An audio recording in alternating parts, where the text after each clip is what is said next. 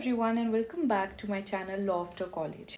अगर आपने इस वीडियो पे क्लिक किया है, इसका मतलब कहीं ना कहीं आपके माइंड में ये ज़रूर चल रहा है कि क्या मुझे लॉ में मास्टर्स करना चाहिए, क्या मास्टर्स करना मेरे लिए बेनिफिशियल होगा। If I go for a master's degree in law, what all will be the benefits of that? Are there any pros and cons of doing a master's degree in law? And if I have decided to do a master's degree, what is the roadmap that I have to follow to achieve this degree from a prestigious institute? ये video एक complete guide है जो आपको ये explain करेगी कि आपको law में मास्टर्स करना चाहिए कि नहीं, मास्टर्स करने के क्या क्या फ़ायदे होते हैं, and if you have decided to do masters that what is the correct exam that you have to give, और जो मास्टर्स के एग्जाम्स हैं उनसे और भी क्या बेनिफिट्स होते हैं, क्या आपको कोई जॉब भी मिलती है या फिर ये सिर्फ एक एजुकेशनल डिग्री के लिए एग्जाम्स होते हैं। तो ये सारी चीज़ों को हम इस वीडियो में एक एक करके डिस्कस करेंगे। सबसे पहले तो देख लेते हैं कि एलएलएम डिग्री के बेनिफिट्स क्या क्या होते हैं। देखिए, सबसे पहली चीज़ क्या है, अगर कोई स्टूडेंट अपना करियर टीचिंग फील्ड में बनाना चाहता है या फिर वो आगे जाके प्रोफेसर बनना चाहता है, तो वहाँ पे एक स्टेप बाय स्टेप प्रोसेस होती है। सबसे पहले तो आपको ग्रेजुएशन करनी होती है। अब जितने भी स्टूडेंट्स यहाँ पे होंगे वो या तो अपनी बीएलएलबी डिग्री अभी कर रहे होंगे, फाइनल ईयर में होंगे, या फिर आप लोगों ने अपनी ग्रेजुएशन कंप्लीट कर ली होगी, वही लोग ये वीडियो को देख रहे होंगे।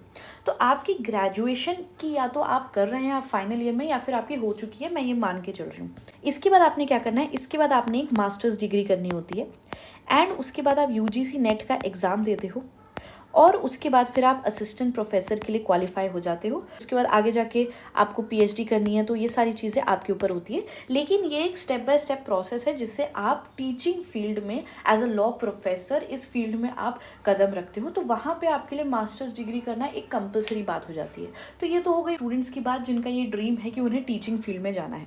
सेकेंडली, अगर आपका इंटरेस्ट है, ये भी कुछ ना कहीं हमारे फर्स्ट पॉइंट से मिलता हुआ पॉइंट है कि अगर आपका किसी फील्ड में इंटरेस्ट है, मान लीजिए आपको कॉन्स्टिट्यूशन में बहुत ज़्यादा इंटरेस्ट आ रहा है, तो आप आगे जाके कॉन्स्टिट्यूशनल लॉ में आप अपना मास्टर्स कर सकते हैं, और उसके बाद फिर आप आगे जाके पीएचडी परस्यू कर सकते हैं और रिसर्च की बहुत सारी अपॉर्चुनिटीज़ के अंदर जा सकते हैं। पब्लिक पॉलिसी मेकिंग, गवर्नमेंट के साथ भी आप जुड़ सकते हैं फॉर पब्लिक पॉलिसी, अगर आपने रिसर्च का करियर फॉलो अप किया है। अब एक एक करियर पे हम आज अभी नहीं जाएंगे, हम बेसिकली इन जनरल आइडिया लगा रहे हैं कि बेनिफिट्स क्या हैं। स्पेसिफिक करियर्स की वीडियो आगे हमारे चैनल पे आती रहेगी। सब्सक्राइब कर लीजिएगा चैनल को, ताकि जितनी भी इंपॉर्टेंट वीडियोस है वो आप तक ज़रूर पहुंच जाए। अच्छा, इसके साथ आगे चलते हैं। हम इंटरनेशनल पर्सपेक्टिव में भी यहाँ पे आपके पास जो आपकी एलएलएम की डिग्री है वो फ़ायदा देगी। देखिए, आप में से बहुत सारे लोगों को, अगर आप ये ड्रीम रखते हैं कि आपको इंटरनेशनल डिग्री करनी है या फिर आपको इंटरनेशनली जो अपॉर्चुनिटीज़ है उनको देखना है और लॉ में वहाँ पे आपको एक इंटरनेशनल लेवल पे आपको कुछ काम करना है, तो आप ये जानते होंगे, आपने ये सर्च किया होगा कि जो मास्टर्स की डिग्री है वो बहुत ही महंगी है। अगर हम एक अच्छे रेप्यूटेड इंस्टीट्यूट की बात करें तो वहाँ पे मास्टर्स करने के लिए एक हेफ्टी अमाउंट है जो हमें खर्च करना पड़ता है। यहाँ पे क्या होगा, अगर आपने अपनी मास्टर्स डिग्री को इंडिया में ही कंप्लीट कर लिया है, तो आप क्या कर सकते हैं, आप आगे रिसर्च कंटिन्यू करने के लिए पीएचडी ऑप्शंस को इसको परस्यू कर सकते हैं इंटरनेशनली।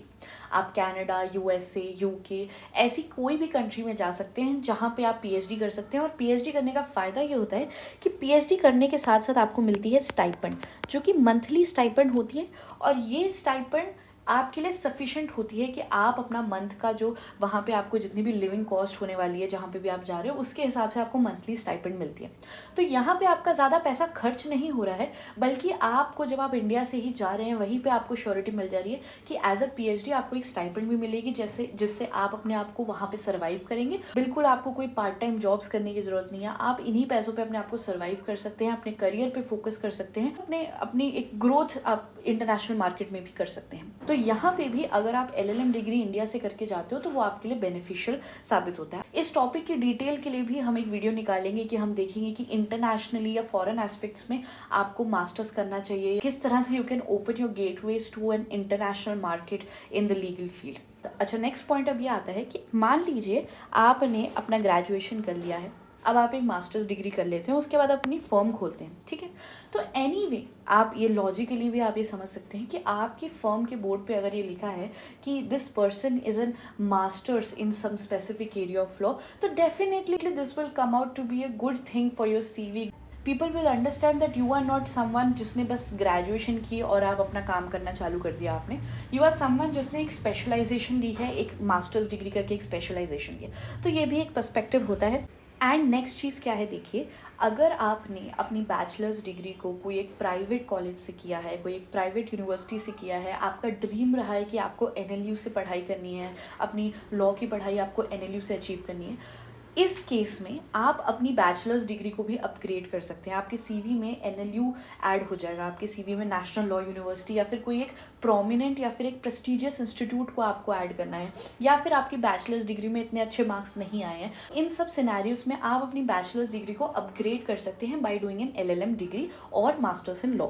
तो ये तो सारे थे कि आप अगर एक एलएलएम डिग्री करते हैं इसके बेनिफिट्स क्या हैं। देखिए काफ़ी बार क्या होता है, स्टूडेंट्स इस डिलेमा में रहते हैं कि हमें मास्टर्स करना चाहिए या नहीं करना चाहिए।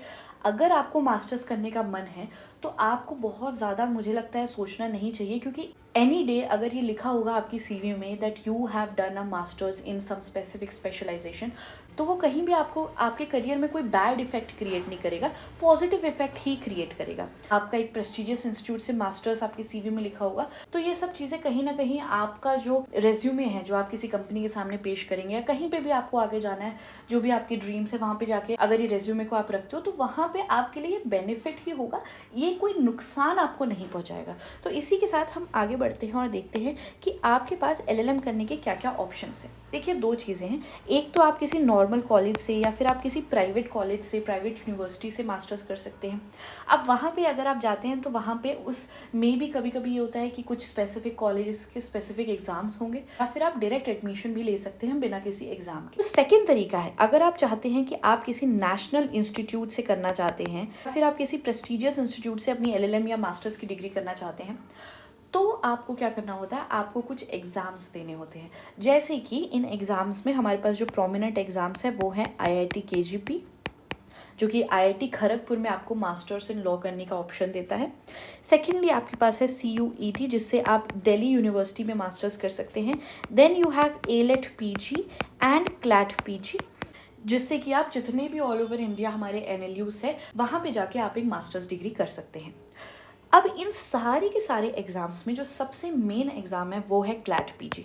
अगर आप क्लैट पीजी एग्जाम की प्रिपरेशन करते हैं तो आप जितने भी बाकी के एग्जाम्स हैं उन सब का सिलेबस आप कवर कर लेंगे। एक ही एग्जाम्स की आप तैयारी करो, एक ही एग्जाम पे आप फोकस करो। उसके बाद थोड़ा बहुत पैटर्न डिफरेंट होता है, तो उसके लिए मैं आगे जाके आपको टिप्स दूंगी कि आपको क्या करना है कि आप एक ही एग्जाम की तैयारी करो और आपके सारे एग्जाम सबका सिलेबस आपका कवर हो जाए। ठीक है, तो आप क्लैट पीजी एग्ज़ाम, जो कि इस साल अब दिसंबर में होगा, यानी कि दिसंबर 2025 में आपका क्लैट पीजी का एग्ज़ाम होगा, इसके लिए अगर आप प्रिपेयर करेंगे आपके सारे एग्ज़ाम्स की प्रिपरेशन हो जाएंगी। तो इसीलिए हमारे लिए सबसे इम्पॉर्टेंट एग्ज़ाम अगर हमें एलएलएम डिग्री करनी है तो वो बन के आता है क्लैट पीजी 2026, जो कि इस साल दिसंबर 2025 में होगा। ठीक है, तो अब हम देख लेते हैं कि क्लैट पीजी एग्जाम को हमें अगर करना है। देखिए इसकी एक स्पेसिफिक वीडियो हमारे चैनल पे जल्द आएगी, तो सब्सक्राइब कर लीजिएगा ताकि जैसे ही वो वीडियो आए आपको पता चल जाए। इन डिटेल हम डिस्कस करेंगे कि क्लैट पीजी एग्जाम क्या होता है, इसके क्या क्या बेनिफिट्स हैं, कौन से सब्जेक्ट्स आते हैं, क्या क्या इसके लिए रिक्वायरमेंट्स होती है, क्या एलिजिबिलिटी क्राइटेरिया होता है, और इस एग्जाम को देके और क्या बेनिफिट्स होते हैं, क्या आपको पीएसयू में नौकरी मिलती है, फिर आपको इसके स्कोर से जैग में एंट्री मिलती है। तो ये सारी डिटेल्स के लिए हमारी नेक्स्ट वीडियो आएगी। लेकिन अगर मैं ब्रॉडली आपको बताना चाहूँ, एक आइडिया देना चाहूँ यहीं से कि आप अगर क्लैट पीजी एग्जाम करने का सोच रहे हैं तो आपको किन ब्रॉड एरियाज पे फोकस करना है, तो उस आइडिया में मैं आपको सबसे पहले दूंगी। देखिए क्लैट पीजी की वेबसाइट पे आपको नेक्स्ट वीडियो में बता भी दूंगी कौन से सब्जेक्ट्स है, लेकिन अभी अगर आप एक आइडिया लगाना चाहते हैं तो क्लैट पीजी की वेबसाइट पे आप जाएंगे तो वहाँ पे आपको सब्जेक्ट्स प्रोवाइडेड हैं कि कौन से सब्जेक्ट्स पे आपको टेस्ट किया जाएगा। तो वो कुछ एक लिस्ट है 10 to 12 सब्जेक्ट्स की। उसके बाद सेकेंडली जो क्लैट पीजी एग्जाम का अगर आपने पैटर्न आपको थोड़ा सा भी पता होगा तो मैं आपको बता देती हूँ कि आपको क्लैट पीजी एग्जाम में एक केस लॉ का पैसेज दिया जाता है, किसी भी जजमेंट का पैसेज दिया जाएगा, या फिर किसी भी प्रोमिनेंट लीगल इशू का पैसेज दिया जाएगा, जिससे रिलेटेड आपको फर्दर 10 क्वेश्चंस पूछे जाएंगे। और ऐसे करके आपको 12 पैसेजेस एग्जाम में आएंगे, जिसके अगर हम 10 क्वेश्चंस ईच पैसेज के देखें तो आपको 120 क्वेश्चंस का ये आपका जो है पूरा क्वेश्चन पेपर रहेगा क्लैट पीजी। तो इससे हमें ये बात समझ में आती है कि आपके लिए जजमेंट्स आर वेरी इंपॉर्टेंट। अब जजमेंट्स के अंदर आपके एक तो जजमेंट हो जाएंगे 2025, यानी कि इस साल के जितने भी जजमेंट है फ्रॉम जनवरी टू नवंबर, वो सबसे ज़्यादा इंपॉर्टेंट हो जाएंगे। सेकेंडली आपके लिए जजमेंट्स इंपॉर्टेंट हो जाएंगे जो कि लैंडमार्क जजमेंट्स है और पास्ट रीसेंट जजमेंट्स है। लैंडमार्क और पास्ट रीसेंट्स का मतलब क्या होता है, देखिए जैसे आपको क्वेश्चन आएगा, मान लीजिए कोई रिसेंट में इस साल कोई जजमेंट आई जो कि लेट्स सपोज अडल्ट्री पे आई, तो वहाँ पे क्या होगा, वहाँ पे आपको जब आपको पैसेज दिया जाएगा तो जो इस साल के जजमेंट में हुआ है वो सब तो पूछा ही जाएगा, लेकिन क्लैट आपसे लैंडमार्क केसेस पूछ लेगा। वो पूछ लेगा कि कौन सा ये केस था जिसके अंदर अडल्ट्री को अनकॉन्स्टिट्यूशनल कहा गया था, जो कि हमारा जोसेफ शाइन का केस था। वो पूछ लेगा कि कौन सा ऐसा केस था जहाँ पे ये कहा गया कि जोसेफ शाइन की जो जजमेंट है वो मिलिट्री एरियाज पे यानी कि आर्मी पीपल पे, नेवी आर्मी ऑफिशियल्स पे अप्लाई नहीं करेगी क्योंकि उनका अपना एक मार्शल लॉ होता है। तो वो हमारा 2023 का जजमेंट था। तो इसी तरीके से वो आपको इन डिटेल सवाल पूछ सकता है। अब इसके लिए आपको क्या करना है, आपको जो पास्ट रीसेंट है यानी कि पिछले कुछ 4-5 साल की जो केस लॉस है वो आपको पता होनी चाहिए। जो ओवरऑल लैंडमार्क केस लॉस है, जैसे कि केशवानंदा भारती हो गई, जैसे कि मेनका गांधी केस लॉ हो गया, ऐसे करके जितनी भी केस लॉस है ये आपको पता होनी चाहिए। तो आपको बेसिकली 2 चीज़ों का ध्यान रखना है। सबसे पहली चीज़ है लीगल केस लॉस, जो कि आपके बोथ करंट भी होंगे और लैंडमार्क भी होंगे। उसके बाद आपको सब्जेक्ट्स की एक बेयर अंडरस्टैंडिंग रखनी है। बहुत ज़्यादा आपको सब्जेक्ट्स के अंदर ही नहीं जाना है, लेकिन आपको इतना पता होना चाहिए कि उस सब्जेक्ट में मेजरली क्या कहा गया है। देखिए, अगर आप एक स्पेसिफिक बुक्स ले लेंगे, ठीक है, बुक्स एंड रिसोर्सेज की भी हमारी वीडियो आएगी, अगर आप एक स्पेसिफिक बुक ले लेंगे और इन डिटेल आप उस बुक को पढ़ रहे हैं तो आप इस एग्ज़ाम को नहीं निकाल पाएंगे। ये मैं इसलिए कह रही हूँ क्योंकि हमें इस एग्ज़ाम को निकालना है, हम अपने फाइनल ईयर में हैं, हम अपने एग्ज़ाम्स दे रहे हैं, उन सब के साथ हमें इस एग्ज़ाम को निकालना है। और अगर हम अपने फाइनल ईयर में नहीं भी है तो मे बी हमारी कोई इंटर्नशिप चल रही है या फिर हमारा लिटिगेशन चल रहा है, उन सब के साथ हमें इस एग्ज़ाम को निकालना है। तो वहाँ पे बैठ के ये जो 10 से 12 सब्जेक्ट है, इनकी बहुत बड़ी बड़ी बुक्स हम नहीं पढ़ सकते। तो वहाँ पे आपकी क्या स्ट्रैटेजी होनी चाहिए, ये सब हम अपनी अगली वीडियो में डिस्कस करेंगे। बट आई होप आपको इससे ये आइडिया तो लग गया है कि आपके क्लैट पीजी एग्ज़ाम में आपसे क्या एक्सपेक्ट किया जाता है, कंसोर्शियम आपको किन किन चीज़ों पे टेस्ट करता है। अब हम आगे बढ़ते हैं और ये देखते हैं कि अगर मैं आपको कहूँ कि एक इम्पॉर्टेंट सब्जेक्ट मैं आपको बताऊँ कि वो सब्जेक्ट तो आपको बिल्कुल मिस नहीं करना है, और वो सब्जेक्ट अगर आपने कर लिया तो आप कहीं ना कहीं आप 30 to 50% क्वेश्चंस अपने एग्जाम के कर लेंगे। तो वो आपका सबसे इम्पॉर्टेंट सब्जेक्ट है कॉन्स्टिट्यूशन ऑफ इंडिया। कॉन्स्टिट्यूशन से बहुत क्वेश्चंस बनते हैं, हर एग्ज़ाम में क्वेश्चंस बनते हैं। अगर हम देखें तो लैंडमार्क केसेस की भी अगर हम बात करें तो वो कहीं ना कहीं मेजॉरिटी ऑफ लैंडमार्क केसेस जो है वो कॉन्स्टिट्यूशन से लिंक्ड होते हैं। तो constitution plays a very important role. इसके बाद अब हम फाइनल टिप्स की बात कर लेते हैं। कुछ फाइनल टिप्स मैं आपको ज़रूर दूँ। सबसे पहली चीज़ है कि अगर आप ये सोच रहे हैं कि कब मुझे अपनी प्रिपरेशन को स्टार्ट करना चाहिए, तो एक detail time table, detail study plan, उसकी वीडियो अलग होगी। लेकिन मैं आपको ये ज़रूर बता दूं, अगर आप मुझसे ये पूछें कि आपको अगर क्लैट का एग्ज़ाम देना है या जितने भी एग्ज़ाम्स हैं जो हमने देखे हैं वो आपको देने हैं, तो आपको अपनी प्रिपरेशन को कब स्टार्ट करना चाहिए, तो मैं आपको कहूँगी कि now is the best time to start your preparation. Right now आपको अभी से स्टार्ट करना चाहिए। देखिए, बहुत सारी चीज़ें क्या होता है ना, हम अगर अपनी जर्नी को स्टार्ट करते हैं किसी एग्ज़ाम को प्रिपेयर करने की, तो right from the first month हम बहुत अच्छी तरह प्रिपेयर नहीं करते हैं। हम पहले तो प्लान करते हैं, उसके बाद फिर हम देखते हैं, हम पैटर्न को समझते हैं, हम अपनी गलतियों से सीखते हैं। इस पूरी जर्नी को अगर आप स्पैन कर देंगे टू 9 to 10 मंथ्स जो कि आपके पास अभी बचे हैं आपके एग्ज़ाम के लिए, तो आपकी जो प्रिपरेशन है वो काफ़ी स्मूथली चलेगी। काफ़ी स्मूथली आप अपने एग्ज़ाम को प्रिपेयर कर पाएंगे, अपनी मिस्टेक्स को सुधार पाएंगे, और जितनी ज़्यादा आप प्रैक्टिस कर पाएंगे उतना ज़्यादा आपकी D-Day यानी कि आपके एग्ज़ाम के लिए अच्छा होगा। मेरे चैनल के साथ अगर आप जुड़ गए हैं, आपकी प्रिपरेशन स्मूथली डेफिनेटली होगी, क्योंकि वो सारे रिसोर्सेज जो आपको सबसे ज़्यादा ज़रूरत है वो सारे के सारे रिसोर्सेज आपको मेरे चैनल पे मिल जाएंगे। सेकेंडली, अगर मैं बुक्स एंड रिसोर्सेज की बात करूँ तो देखिए, आपको यहाँ पे सबसे इंपॉर्टेंट टिप मैं दे रही हूँ। आप किसी भी एग्ज़ाम के लिए आपको प्रिपेयर करना है और आप एक चाहते हैं कि जितने भी सब्जेक्ट्स हैं उन सब का आपका एक अच्छी तरह से रिवीजन हो जाए, क्योंकि आपने BA LLB में पढ़े हैं वो सब्जेक्ट, या फिर नहीं भी पढ़े हैं तो आप स्टार्टिंग से भी पढ़ना चाहते हैं, तो आपको आपके एग्ज़ाम स्पेसिफिक ही पढ़ना है। तो उसके लिए आपको क्या करना चाहिए, आप कोई भी जुडिशरी प्रीलिम्स की बुक ले लीजिए।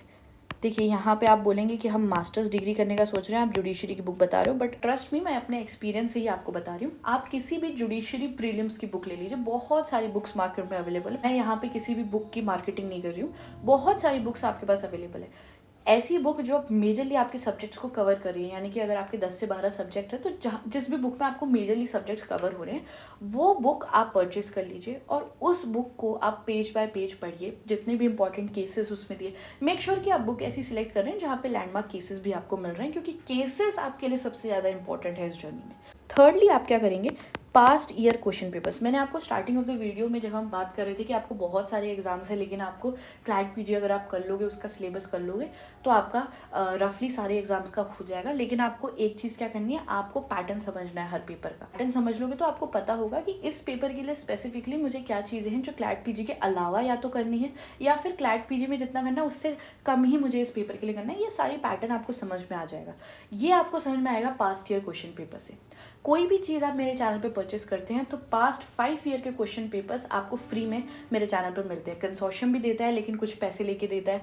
कहीं इधर उधर आप ढूंढेंगे तो आपको कुछ मिल जाएंगे, कुछ नहीं मिलेंगे। मेरे चैनल पे आपको क्वेश्चन पेपर्स भी मिल जाएंगे विद डिटेल्ड आंसर कीज। तो पास्ट ईयर क्वेश्चन पेपर्स को अभी से शुरू कर दो देखना, पैटर्न समझने लग जाओ, अपने नोट्स बनाओ, अपने आप को समझाओ कि क्या पैटर्न है, किस चीज़ पे कंसोर्शियम मुझसे सवाल पूछ सकता है, या क्या पैटर्न है दूसरे एग्जाम्स का। सबसे पहला स्टेप है किसी भी एग्जाम प्रिपरेशन का। ये स्टेप जो भी बच्चे करते हैं वो एग्जाम को और अच्छी तरह समझ पाते हैं और अपनी प्रिपरेशन को उसके हिसाब से केटर कर पाते हैं। Fourth and the final tip is कि आपके लिए रीडिंग बहुत इंपॉर्टेंट है। किसी भी अगर हम एग्ज़ाम की बात करें या फिर हम अपनी प्रिपरेशन जर्नी की भी बात करें तो वहाँ पे आपको रीडिंग करते रहना है। आपका क्लैट पीजी का एग्ज़ाम भी केस लॉ बेस है। आपको एग्ज़ाम में 12 पैसेजेस दिए जाएंगे। अब जरूरी नहीं है 12 ही दिए जाए, कभी कभी पैटर्न चेंज कर देता है कंसोर्शियम। जैसे कि मान लीजिए आपको 20 पैसेजेस आ गए, 6 क्वेश्चन ईच के, और आपका पेपर भी ऑफलाइन हो रहा है, आपको OMR को भी फिल करना है, तो वहाँ पर आपकी रीडिंग स्पीड का होना बहुत ज़रूरी है। एंड इस पूरी जर्नी में भी आपको बहुत सारे केस लॉस पढ़ने पड़ेंगे, जजमेंट्स पढ़ने पड़ेंगे। काफ़ी बार ऐसा होता है कि फाइनल ईयर के स्टूडेंट्स भी मुझे आके पूछते हैं कि मैम जजमेंट कैसे पढ़ने चाहिए, हम जजमेंट पढ़ने में बहुत टाइम लगा देते हैं, कैसे हमें पढ़ना चाहिए। तो मैं हमेशा उन्हें बोलती हूँ कि प्रैक्टिस करो, पढ़ना चालू करो। जब पढ़ना चालू करोगे आपको पता चलेगा कि कौन सा पार्ट छोड़ देना है, कौन सा पार्ट पढ़ना है, और कैसे एक स्किमिंग करके जजमेंट को फटाफट से पढ़ लेते हैं। तो प्रैक्टिस करो रीडिंग की प्रैक्टिस करने के लिए जजमेंट्स को पढ़ो। और अच्छा, रीडिंग आपको अब अपनी फिक्शनल नॉवेल्स की नहीं करनी है जाके, आपको किस चीज़ की रीडिंग करनी है, रीडिंग आप करो केस लॉस की। क्योंकि केस लॉ की रीडिंग करने से क्या होगा, एक तो आपकी जजमेंट रीडिंग की स्पीड बढ़ेगी, जो पैसेजेस आपके एग्जाम में आएंगे आप जल्दी जल्दी पढ़ लोगे। दूसरा, जब आप जजमेंट को पढ़ते हो तो वहाँ पे बार बार, क्योंकि जनरली क्या होता है, केस लॉस कुछ स्पेसिफिक एरियाज ऑफ लॉ पे ही जनरली ज़्यादा केस लॉस होते हैं। तो बार बार जब वो लॉ आपके सामने आएगा तो वो लॉ आपको याद हो जाएगा, वो सेक्शंस, वो आर्टिकल्स आपको याद हो जाएंगे, वो कंसेप्ट्स, वो लॉ के कंसेप्ट्स आपको याद हो जाएंगे। तो वहाँ पे आपके लिए एक एडेड बेनिफिट होगा। ये आपके लिए कुछ फाइनल टिप्स। अब अगर आप अपनी प्रिपरेशन जर्नी को और एडवांस करना चाहते हैं और जो 100% आपकी मदद करेगा आपकी प्रिपरेशन जर्नी में, आप ये सब मटेरियल हमारे चैनल से ले सकते हैं। ये पूरा पैकेज है जो आपको हमारे चैनल पे मिलता है। क्लैट पीजी 2026 के लिए पूरा पैकेज है जो आपको हमारे चैनल पे मिलता है। जैसे कि मैंने कहा, क्लैट की अगर आपने तैयारी कर ली तो आपने बाकी सारे एग्जाम्स भी कर लिए। क्या मिलता है आपको, अगर आपने इस वीडियो को अच्छी तरह देखा होगा और आप एंड तक आए होंगे तो आपको पता होगा कि क्यों आपके लिए लैंडमार्क केसेस और रीसेंट केसेस जो कि इस साल के हैं और पिछले कुछ रीसेंट साल के और लैंडमार्क केसेस आपके लिए क्यों ज़रूरी है। तो वो दोनों चीज़ें आपको मिलती है। प्लस आपको 20 मॉक टेस्ट सीरीज मिलती है डिटेल सॉल्यूशंस के साथ और अपडेटेड जजमेंट्स पे। जो नए नए जजमेंट्स आते रहेंगे उन पे हमारी अपडेटेड टेस्ट सीरीज है जो बनती है और आपको प्रोवाइड की जाती है। आपको ये सारी की सारी चीज़ें PDF फॉर्मेट में अवेलेबल कराई जाती है, क्योंकि आपका एग्जाम भी ऑफलाइन है। तो आप इजीली इन सब मटेरियल को प्रिंट करके, डाउनलोड करके अपने हिसाब से अच्छी अपनी प्रिपरेशन कर सकते हैं। ये सारी की सारी चीज़ें जिसके अंदर आपको रीसेंट जजमेंट्स का भी मंथली सब्सक्रिप्शन मिल जाता है फ्रॉम जनवरी टू नवंबर, क्योंकि दिसंबर में आपका एग्जाम होगा। ये सारी की सारी चीज़ें, क्योंकि अभी लॉन्च प्राइस है, वरना ये सारी चीज़ें 3299 की थी, बट अभी क्योंकि लॉन्च प्राइस है तो आप ये डिस्काउंट कोड लगा सकते हैं LAC25 और आपको ये सारी की सारी चीज़ें 2499 में अवेलेबल करा दी जाएगी। अगर आप इस मटेरियल को अवेल करना चाहते हैं तो आपको यहाँ पे दिए हुए व्हाट्सअप नंबर पर मुझे व्हाट्सअप करना है। नीचे डिस्क्रिप्शन बॉक्स में भी व्हाट्सअप चैट की लिंक दी गई है, उसे जब आप क्लिक करेंगे आपको मेरी चैट ओपन हो जाएगी। वहाँ पे आप अपना नेम लिखिए, आप किस एग्जाम की तैयारी कर रहे हैं वो लिखिए, और वहाँ पे ये डिस्काउंट कोड का ये जो LAC25 है ये आप लिखेंगे तो आपको ये डिस्काउंटेड प्राइस 2499 में ये सारा का सारा मटेरियल अवेलेबल करा दिया जाएगा। इसी के साथ इस वीडियो को यहीं पर ख़त्म करते हैं। Take care and bye bye.